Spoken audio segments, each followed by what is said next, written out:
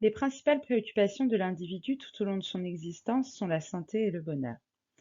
La santé est définie par l'OMS comme un état complet de bien-être physique, mental et social, ne consistant pas seulement en une absence de maladie ou d'infirmité.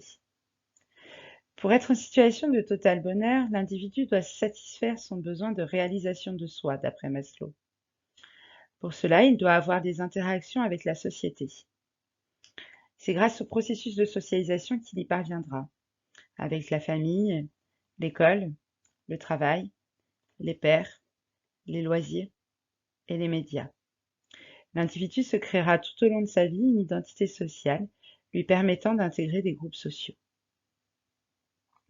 À l'inverse, si l'individu ne répond pas aux normes établies par la société, il se retrouvera dans un processus d'exclusion sociale qui résulte d'un cumul des inégalités sociales associées à une certaine précarité et à une rupture des liens sociaux. Dans ce cas, la santé et le bien-être de l'individu sont mis à mal.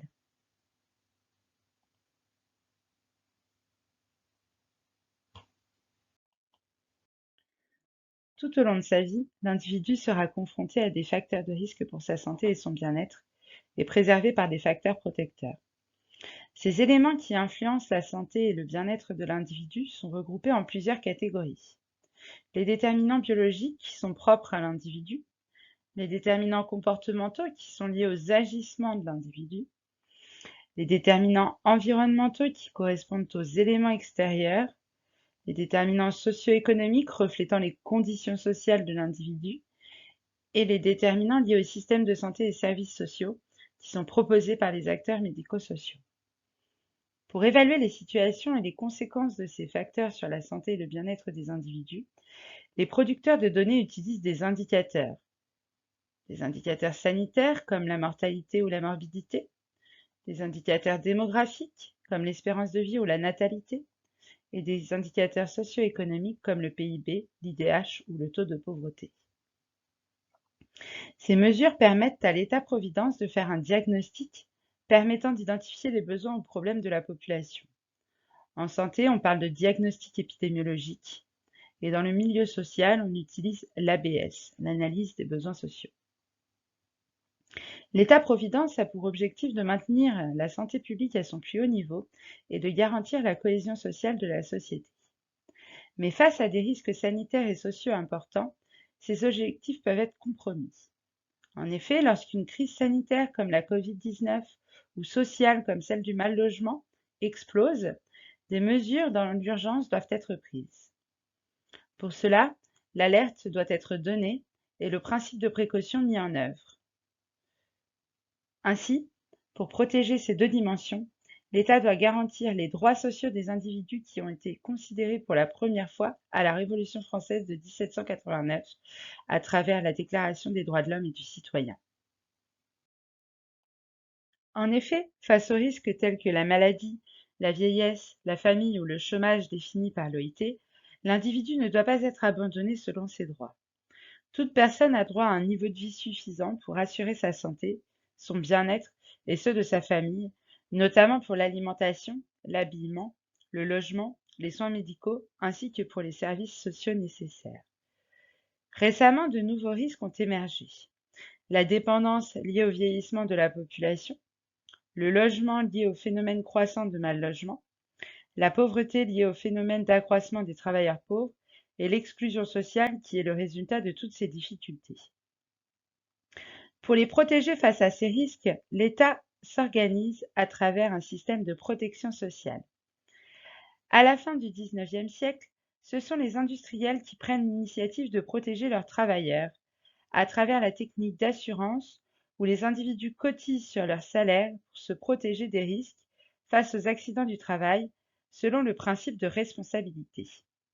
Les dispositifs assurantiels sont dits contributifs. Mais la création de la sécurité sociale au lendemain de la Seconde Guerre mondiale fait naître une nouvelle forme de protection contre les risques sociaux.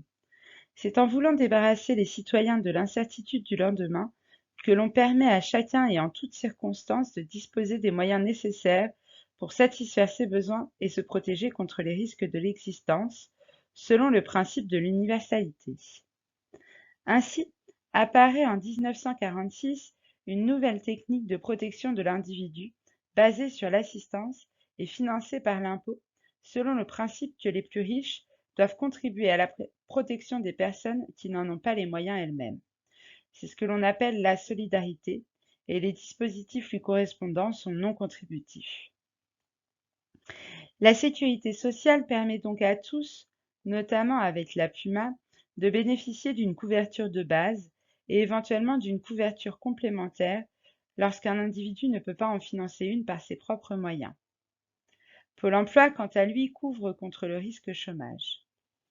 Malgré ce fonctionnement hybride avant-gardiste, des situations de non-recours et de renoncement sont quand même constatées, remettant en cause l'égal accès aux droits des individus de la société.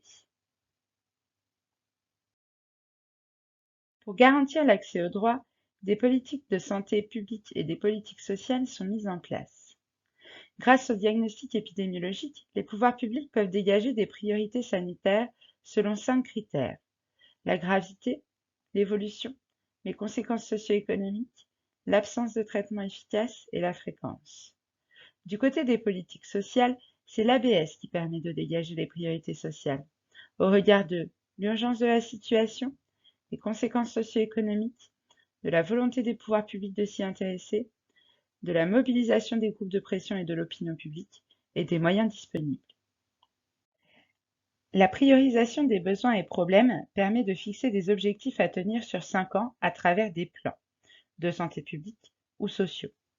La planification sanitaire cherche à favoriser l'accès aux soins de tous, notamment à travers le parcours de soins coordonnés et la permanence des soins.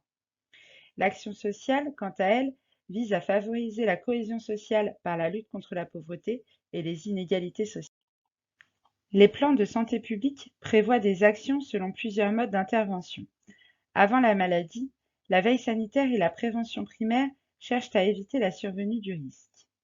Pendant la maladie, la prévention secondaire et la restauration de la santé visent à diminuer les conséquences du risque par des dépistages précoces et le traitement de la maladie.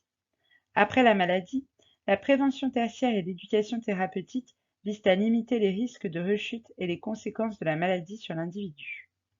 De façon transversale, l'éducation et la promotion de la santé visent à apprendre et à donner les moyens aux individus de préserver leur capital santé. Dans l'action sociale, il existe 3 façons d'intervenir: par l'assistance, l'accompagnement social et le développement social local.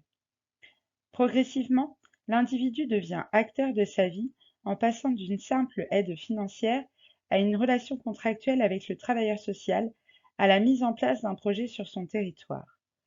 L'action sociale dépend des besoins collectifs et des décisions prises par le chef de file de l'action sociale, le conseil départemental. Pour mettre en place ces dispositifs, des acteurs se mobilisent. À l'international, l'OMS a un rôle de conseil auprès des pouvoirs publics. Au niveau européen, l'OCDE fait des rapports d'expertise et l'Union européenne impose des règles à ses États membres. Au niveau national, l'État propose des stratégies votées par le Parlement. Santé publique France organise la veille sanitaire avec l'aide du HCSP et de l'HAS et propose des actions. L'ARS pilote les directives nationales au niveau régional et appuie les collectivités locales et les associations dans la mise en place des contrats locaux de santé. Depuis 2004, l'individu est entendu pour la mise en place des politiques sanitaires sur le territoire, selon le principe de la démocratie sanitaire, à travers son représentant des usagers.